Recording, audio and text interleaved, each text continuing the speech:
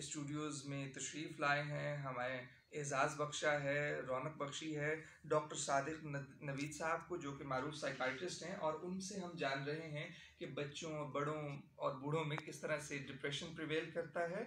और अभी जैसे हमने बात की कि बच्चों और बड़ों में डिप्रेशन किस तरह से मुख्तलिफ होता है, किस तरह से मायूसी की जो मनफी ख़यालात आते हैं, या किस तरह से उसका इजहार होता है, अलामात क्या होती हैं, वो तमाम तर हमने जानी उनसे। तो डॉक्टर साहब ये बताइएगा कि डिप्रेशन जो कि हमारा कोविड का दौरानिया गुजरा है या फिर अभी चल रहा है, तो उसमें से जो हमारे अमराज हैं, जहनी अमराज में से जो डिप्रेशन है, वो किस तरह से मुतासिर किया है लोगों को, जब उन्हें आइसोलेशन का कहा गया, जब उन्हें घर में रहने का कहा गया, जब माशरती जितनी भी तकरीबात थीं वो मुनक़ता करनी पड़ी कोविड की वजह से, तो उसमें लोगों का क्या रवैया रहा?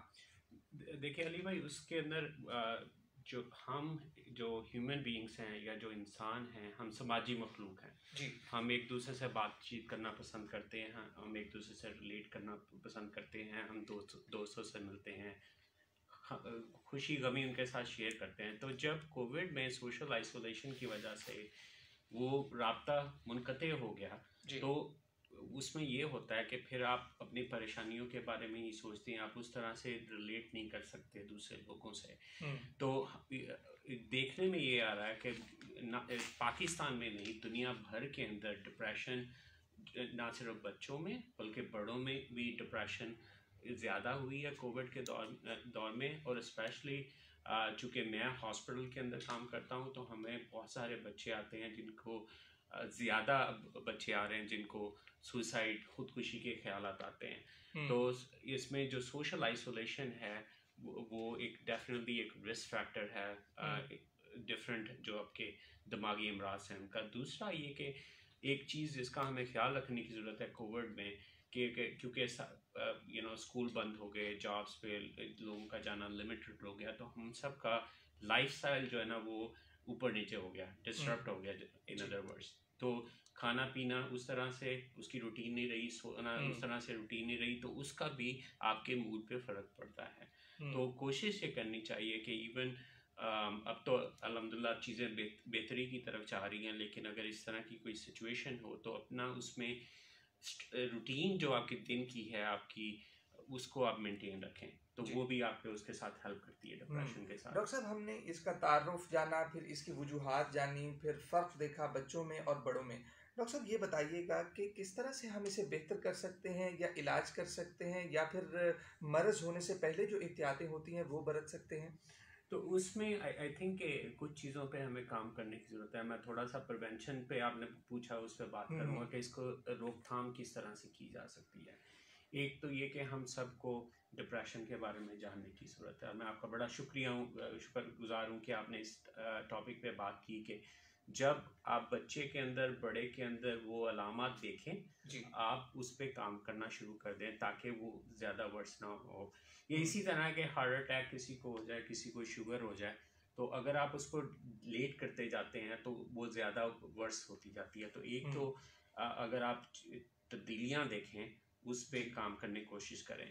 दूसरा, क्या रीजंस हैं कि किसकी वजह से डिप्रेशन हो रहा है, वो एक लंबा टॉपिक है, हमारे पास उसके लिए आज टाइम नहीं है कि अगर हम आपको फिर ज़हमत देंगे इंशाल्लाह। नौजवानों के अंदर डिप्रेशन जो होती है वो आपका फैमिली के अंदर जो कॉन्फ्लिक्ट होता है पेरेंट्स के साथ, हम उसको किस तरह से रिड्यूस कर सकते हैं। पेरेंट्स का बच्चों के साथ हम ताल्लुक़ किस तरह से बेहतर कर सकते हैं। अगर एडल्ट्स हैं, उसमें मियाँ बीवी हैं, उनका ताल्लुक़ किस तरह है। तो एक तो आपका रिलेशनशिप वो उसमें काफ़ी ज़्यादा मैटर करता है। दूसरा, जो आप ट्रीटमेंट, और बहुत सारी चीज़ें हम कर सकते हैं ट्रीटमेंट के अंदर। ये बहुत ट्रीटेबल इलनेस है। उसमें हमें सही जगह पे जाने की ज़रूरत है। हमारे अपने मज़हब के अंदर हुक्म ये दिया गया कि अगर तुम्हें कोई मर्ज़ लाक हो जाए तो सही तबीब के पास जाओ, ठीक है, अच्छे डॉक्टर का इंतखाब कर लो जो आपकी उसमें मदद कर सके। तो उसमें आपके साइकोलॉजिस्ट हैं, आप खुद एक साइकोलॉजिस्ट हैं, तो साइकोलॉजिस्ट आपके साथ काम करते हैं कि आपको वो जो बुरे ख्यालात आ रहे हैं उसकी वजूहात क्या हैं, उसको किस तरह से मदद की जा सकती है। अगर किसी को आप ये कहेंगे फॉर एग्जांपल अगर आप किसी टीनेजर को ये कहेंगे कि तुम्हारे पास गाड़ी भी है, बंगला भी है और वो सारा कुछ है, तुम फिर भी खुश किस तरह डिप्रेस हो सकते हैं? सो डिप्रेशन की वजह उसमें ये नहीं होती कि आपके पास चीज़ें आ गई तो आप डिप्रेस नहीं हो सकते। डिफरेंट बच्चे, डिफरेंट नौजवान और बल्कि एडल्ट्स भी, हम सब की पर्सनालिटी डिफरेंट है। हम कुछ लोग ज़्यादा सेंसिटिव होते हैं, कुछ कम सेंसिटिव होते हैं। तो उसको किस तरह से हमने वो देखना है और साइकोलॉजी में हमने उस पर किस तरह से काम करना है, थेरेपी में।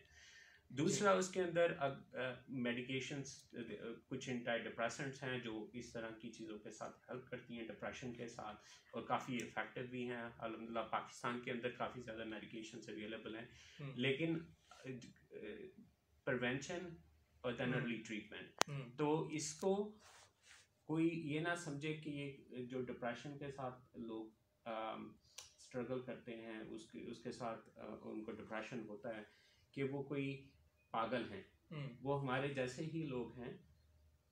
डिफरेंट वजूहात हो सकती हैं किसी को डिप्रेस फील करने की, किसी को बुरे ख्यालात आने की। ये इसी तरह है कि जिस तरह ब्लड शुगर है, आपका ब्लड प्रेशर किसी का हाई ज़्यादा हो जाता है, तो हम उसको स्टिग्मेटाइज नहीं करते, हम उसके बारे में उस तरह से नहीं सोचते। तो ये हमारे अपने ही लोग हैं। मैंने बहुत सारे पेशेंट्स देखे हैं डिप्रेशन के साथ। अगर आप उसकी अर्ली मैनेजमेंट करें और इफेक्टिव ट्रीटमेंट करें तो वो माशरे का हिस्सा है। और ये नहीं है कि हमारे माशरे के अंदर डिप्रेशन नहीं है। हमने कुछ स्टडीज की हैं बच्चों के अंदर भी, एडल्ट्स के अंदर भी, और डिप्रेशन उतनी ही कॉमन है, उतनी ही ज़्यादा है जितनी वेस्टर्न कंट्रीज में। हर मुल्क की अपनी रीज़न है। सो और डॉक्टर साहब, मैंने यहाँ पे एक रिसर्च पढ़ी थी, उन्होंने कहा था कि ये दूसरी बड़ी वजह बन जाएगी 2030 तक। डिप्रेशन बिल्कुल ये बीमारी की या आपकी मौत की दूसरी बड़ी वजह बन जाएगी डिप्रेशन। अभी WHO ने जो अपनी क्रॉनिक इलनेसेस, जिसको हम कहते हैं कि जो ऐसी बीमारियां हैं जो इंसान के साथ रहती हैं, फॉर एग्जांपल ब्लड शुगर हो गया, किसी को दिल का मसला है, तो ये ऐसी बीमारियां जो साथ रहती हैं। अब उन्होंने मेंटल इलनेसेस को अमंग टॉप 5 रैंक किया है कि ये ऐसी क्रॉनिक इलनेसेस हैं जो इतनी कॉमन हैं, जिसमें से डिप्रेशन भी है, जिसमें डिप्रेशन भी है। तो हम सबको देखने की, सोचने की ज़रूरत है, और हम सबको इसको एक बीमारी के तौर पे लेने की ज़रूरत है, एक ऐसी बीमारी जिसका इलाज मौजूद है। और डॉक्टर के पास जाने में शर्म और आर भी ना महसूस करें कि हम डॉक्टर के पास जा रहे हैं। और हमारे लोगों का रुझान और रवैया ये भी रहा है कि हम उसे कहते हैं शायद ज़हनी मरज़ लाहिक हुआ है, ये कोई और मरज़ों से, जिस्मानी मरज़ों से मुख्तलिफ है। नहीं, बल्कि ये जिस्मानी मरज़ ही है, और इसे भी ऐसा ही समझना चाहिए जिस तरह हम किसी और डॉक्टर के पास, तबीब के पास जाते हैं सर दर्द की दवाई लेने के लिए, शुगर की, ब्लड प्रेशर की, तो इसे भी ऐसा ही ट्रीट करेंगे, तभी हमारा मुआशरा तरक्की करेगा और ये डिप्रेशन फ्री पाकिस्तान हो जाएगा इंशाल्लाह। हमारी कोशिशें भरपूर जारी हैं मुख्तलिफ ऑर्गेनाइजेशंस में, स्टूडेंट्स में, यूनिवर्सिटीज़ में। और डॉक्टर साहब, ये बताइएगा कि आपने ये कहा कि ताल्लुक़ मजबूत होना चाहिए, तो स्ट्रॉन्ग बॉन्डिंग होनी चाहिए, तभी हम, ये भी एक प्रिवेंशन का या फिर इलाज का हिस्सा है। तो बच्चों में जब डिप्रेशन होता है तो उसमें वालिदैन का क्या किरदार है? एक तो हमारी यहाँ पे कंपेटिटिवनेस हम ज़्यादा है, और यहाँ नहीं, हर जगह ज़्यादा है। तकाबुली जायज़ा ज़्यादा है कि फलां का बच्चा अच्छा है और हमारा बच्चा अच्छा नहीं है। बिल्कुल। और फलां के बहन भाई ने, तुम्हारे बड़े भाई ने तो इतने नंबर लिए, FSC में तुमने इतने नंबर नहीं लिए।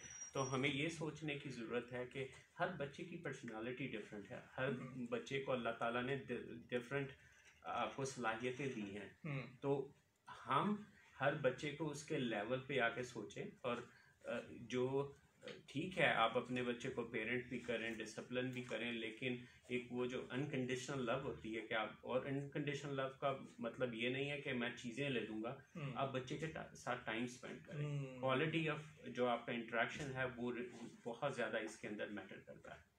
बिल्कुल ठीक डॉक्टर साहब, बड़ी भरपूर हमारी गुफ्तगू रही इस मौजू पे। उम्मीद करते हैं हमारे सुनने वालों को भी इसकी कुछ ना कुछ समझ नहीं तो ये ज़रूर पता लगा होगा कि हमें कम से कम इस मरज़ में मुब्तला मुब्तला नहीं होना कैसे, जो इलाज मुआलजे या फिर जो एहतियाती तदाबीर डॉक्टर साहब ने बताएं कि अपनी बॉन्डिंग को मजबूत रखें, और जब आपको ऐसा मर्ज़ लाहिक हो जाए तब आप डॉक्टर से रुजू करें, बल्कि अच्छे डॉक्टर से रुजू करें।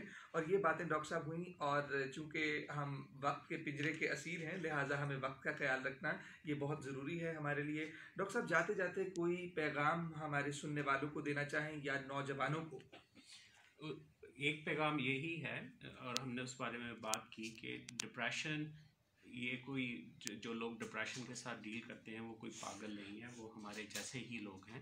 डिप्रेशन भी एक इसी तरह की बीमारी है जिस तरह की ब्लड प्रेशर, डायबिटीज़ या थायराइड के इश्यूज होते हैं, अस्थमा के, उसी तरह की बीमारी है और ये बहुत काबिल इलाज है। आप अच्छे डॉक्टर से, अच्छे तबीब से उसका इलाज करवाएं और अल्लाह ताला शिफा देने वाला है। डॉक्टर साहब, बहुत बहुत शुक्रिया, आप रेडियो पाकिस्तान पे तशरीफ़ लाए, और हम फिर आपको ज़हमत देते रहेंगे, आप तशरीफ़ लाते रहिएगा, हमारे सुनने वाले आपको सुनना चाहेंगे। जी, बहुत शुक्रिया आपका इनवाइट करने का। जी सामीन, अभी हमारे इस प्रोग्राम का आप जानते हैं वक्त ख़त्म हो रहा है। इसके साथ ही अपने मेज़बान मोहम्मद अली और प्रोड्यूसर सैयद अब्दुल माजिद को इजाज़त दीजिए। इंशाअल्लाह फिर आपसे अगले हफ्ते फिर मुलाकात होगी नए मौजू के साथ, नए मेहमान के साथ। हम कोशिश करेंगे आपको मुतारफ़ करवाएं और आपको इसी तरह ऐसी गुफ्तगू बताएं, ऐसी मालूमात दें जिसका आपकी अमली ज़िंदगी से बिला वासिता ताल्लुक़ हो और आपकी अमली ज़िंदगी बेहतर होती चली जाए। अपने मेज़बान मोहम्मद अली और प्रोड्यूसर सैयद अब्दुल माजिद को इजाज़त दीजिए। तब तक के लिए अपना, अपने इर्द गिर्द के माहौल का, अपने इर्द गिर्द के लोगों का और बिलखुसूस अपनी ज़हनी सेहत का बहुत ज़्यादा ख्याल रखा कीजिए। और फिर एक दरख्वास्त कि कहीं भी रोड पे आप एम्बुलेंस देखें तो उसे ज़रूर रास्ता दिया कीजिए। खुदा हाफिज़, और ठीक 4 बजे आप रेडियो पाकिस्तान से खबरें सुनेंगे। मेरे सर, करिए सर, आज तो रात में मुलाकात होगी। सर ठीक है।